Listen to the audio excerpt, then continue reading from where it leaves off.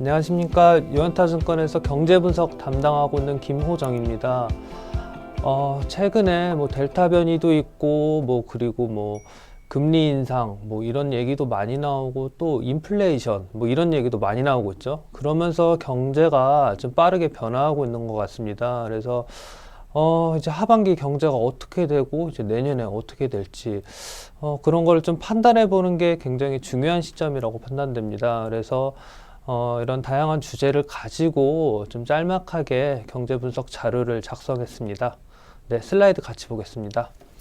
네, IMF는 이제 4월에 이어서 7월에 경제 전망을 했는데요. 이렇게 표에서 보시면은 확인하실 수 있다시피 선진국과 신흥국의 경제 전망 격차가 좀 바뀌었습니다. 선진국의 경제 전망은 상향 조정되었습니다. 근데 신흥국의 경우 6.7에서 6.3%로 다운됐습니다. 단순히 선진국의 대표 주자로 볼 수 있는 미국을 놓고 보면은 이번 주에 제조업하고 서비스 이런 PMI가 나왔거든요. 제조업은 지난해 빠르게 상승하던 그런 분위기에서 지금 이제 계속 위축되고 있는 분위기로 바뀌었습니다. 반면에 서비스는 제조업보다 느리게 상승했지만 지금은 거의 역대 최고치를 기록할 만큼 제조업과 서비스 분위기가 바뀌는 모습입니다. 제조업과 서비스 분위기가 바뀐다는 거, 그것을 생각해 보면은 미국이 내수 중심으로 경기 회복이 진행된다는 것입니다. 제조업이 회복을 하면은 미국도 생산을 하고 수입하고 수출 수입 이런 것을 다 하면서 신흥국 경제를 터치해 줄 수 있는 그런 여유가 생기는데요. 서비스 중심으로 회복한다. 그러면은 미국 자기네 나라에서 그냥 서비스 소비하고 서비스 생산하고 내수 중심으로 가기 때문에 신흥국의 경제에 있어서 어떤 파생 효과가 발생하는 것이 제한적으로 보입니다. 따라서 이런 서비스가 이렇게 회복되는 과정에서 인플레이션이 나타날 수 있고, 이건 물가 상승과 더불어서 서비스 소비를 하니까 서비스 공급도 해야 되고, 서비스 공급을 하려고 하면은 사람도 고용해야 되고, 그렇기 때문에 지금 분위기가 바뀌면서 미국의 연방준비은행도 테이퍼링 또는 금리 인상 이런 것들을 실질적으로 고민하고 있습니다. 따라서 미국이 이제 어떻게 될 것인가, 얘네들이 경기 판단을 어떻게 할 것인가, 그거는 미국뿐만 아니라 그에 파생되는 신흥국 경제에도 중요한 영향을 미칠 것으로 보입니다. 네, 미국의 2분기 경제 성장 나왔습니다. 헤드라인 말씀드리면은 2분기 경제 성장 자체는 크게 되게 실망스러운 결과를 보였습니다. 실망스러운 결과를 보였고, 성장률 자체는 1분기에 이어서 6%대 이렇게 지속되었지만, 시장이 기대하고 있는 미국이 8% 정도 상승할 것이다 기대했는데 6% 정도 상승하면서 기대보다 빠르게 둔화되고 있습니다. 미국 2분기 성장 뭐가 이렇게 주됐나 보면은 여기 있는 개인 소비가 성장을 주도한 것으로 보입니다. 반면에 투자, 순수출, 정부 지출 얘네들은 다 마이너스에 있거든요. GDP를 깎아먹었다는 얘기입니다. 자, 그래서 이게 개인 소비가 이렇게 높아졌는데 개인 소비에서도 두 가지로 나눌 수 있습니다. 상품, 서비스 이렇게 나눌 수 있는데 이 중에서 상품 소비는 둔화됐습니다. 근데 서비스 소비는 증가하면서 아까 말씀드린 내수 중심으로 해서 경제 회복세가 돌아가고 있다. 이것이 2분기에도 나타났습니다. 자, 그리고 여기서 보시면은 개인 소비 얘기입니다. 개인 소비액하고 그 다음에 재고 이렇게 비교한 건데요. 파란색이 개인 소비거든요. 이게 금액입니다. 개인 소비 금액은 이렇게 빠르게 올라갔죠. 근데 재고는 그만큼 못 따라가는 모습입니다. 재고는 반대로 이렇게 감소했습니다. 따라서 이게 뭘 얘기하냐? 서비스 중심으로 돌아가는데 또 재고나 이런 것은 부족하고 결국 이런 것을 충당하기 위해서 활동이 시작되는데 이게 내수만 중심으로 된다. 그러면은 미국에서 물가 상승하고 서비스 고용이 올라가고 신흥국에 터치를 못하고 미국은 미국대로 테이퍼링이나 통화정책 조정이 들어갈 수밖에 없다. 이렇게 연결될 수 있습니다. 자, 그래서 지난주에 PC라는 물가가 나왔습니다. 미국은 소비자 물가, 그 다음에 PC 두 개가 발표되거든요. 하나는 노동통계국에서 발표를 하고 하나는 경제분석국, GDP 측정하는 경제분석국이라는 데서 발표를 합니다. 아까 계속 서비스 위주로 돌아간다고 말씀드렸는데요.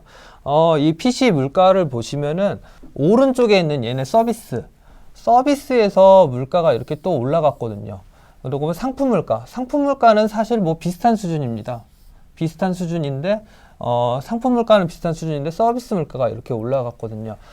따라서 상반기 때는 뭐 자동차, 가구 뭐 이런 애들이 소비가 증가하고 재고가 부족하면서 물가 상승을 자극했는데 이제 하반기 들어서도 얘네 서비스가 이렇게 올라오기 때문에 인플레이션이 계속 나타날 것으로 저희는 생각하고 있습니다. 물론 지금 FOMC 직후에 아직까지 인플레이션이 계속 높아지지 않을 것이다. 일시적 현상이다. 그렇게 얘기를 하고 있지만 사실 이거는 중장기적 생각입니다. 단기적 입장에서는 이미 이런 물가가 연준이 참고하는 이런 근원 PC, 식품 에너지를 뺀 근원 PC 물가가 3%대의 상승을 수개월간 지속하고 있기 때문에 단기적으로는 물가가 연준의 목표치에 도달한 상태입니다. 따라서 이제 연준도 정책을 이제 정상화하고 과열을 컨트롤하고 이런 것들을 고민해야 되는데요. 자, 이제 물가가 단기 목표치에 도달했으면은 이제 또 다른 정책 결정을 위한 변수인 고용지표의 회복 강도에 주목하게 되었습니다. 이번 주 금요일 한국 시간으로 밤 시간에 미국 노동시장 지표가 발표되거든요. 지금 현재 컨센서스는 90만 명이 예상되고 있습니다. 바로 6월 달에 85만 명이었거든요. 고용시장이 이렇게 점차 회복되는 것으로 예상되고 있습니다. 만약에 실제 결과가 어떤 예상치보다 서프라이즈를 기록한다면은 테이퍼링을 대하는 연준의 태도도 보다 전향적으로 바뀔 가능성이 높습니다. 이 경우 시장이 테이퍼링이나 어떤 정책 결정에 대한 그런 가능성에 더 베팅하고 그거에 대한 기대치가 더 올라가게 됩니다. 8월 26일에 중요한 이벤트가 예정되어 있습니다. 바로 잭슨홀 미팅이거든요. 이런 잭슨홀 미팅에서 연준의 테이퍼링에 대한 보다 전향적인 태도, 어떤 바뀐 스탠스 이런 것을 확인하려는 시장의 기대치와 움직임이 형성될 것으로 보입니다. 반면에 반대급부로 이런 기대치가 형성되면서 최근에 하향 안정화되던 장단기 금리가 다시 상승할 가능성이 있습니다. 장단기 금리가 다시 한번 상승하면서 금융시장에 변동성을 초래할 수 있다. 뭐 이런 것도 유의할 필요가 있다고 생각됩니다. 참고로 연준의 정책 결정 시계가 빠르게 돌아가면서 지금 신흥국들은 앞다투어서 금리 인상을 하고 있습니다. 오늘 새벽에도 브라질 금리 인상했고 지난주 러시아 금리 인상했습니다. 따라서 시장은 어느 정도 이제 미국을 중심으로 한 통화정책 정상화에 대해서 전망을 하고 이에 대한 적응기를 거치고 있는 과정으로 보입니다. 따라서 지금 미국 위주로 말씀드렸는데요. 비단 미국뿐만 아니라 미국이 이런 물가, 실업률 이런 지표로 인해서 파생될 경제에 대해서 조금 주목할 필요가 있고 이 과정에서 변할 수 있는 금융시장의 변화, 변동성에 대해서 주의를 기울일 필요가 있다고 생각됩니다. 네, 지금까지 미국의 경우를 예를 들어서 그리고 또 미국의 중요한 지표를 바탕으로 해서 경제 분석 자료를 좀 말씀드렸습니다. 예, 하반기 물가, 실업률 이런 지표들에 대해서 매달 예의주시할 필요가 있다고 강조드리고 싶습니다. 네, 지금까지 경제분석 담당하는 김호정이었습니다. 감사합니다. 티레이더 유한타 티레이더 투자 타이밍은 티레이더